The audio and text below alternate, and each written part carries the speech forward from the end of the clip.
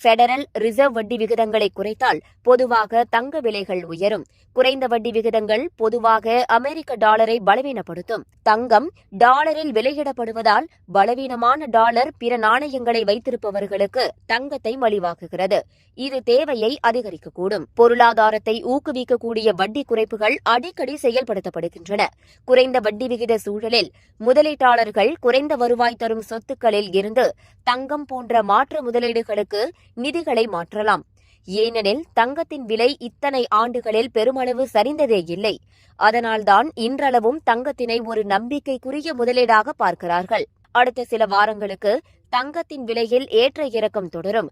அதே சமயம் இந்த ஆண்டு இறுதிக்குள் வரலாறு காணாத உச்சத்தை தங்கம் தொட்டுவிடும். 1 கிராம் 7500 வரை உயரும் என கணிக்கிறார்கள் முதலீட்டாளர்கள். செப்டம்பர் மாதத்திலேயே தங்கம் மீண்டும் அதன் உச்சத்தை தொட்டுவிடும்.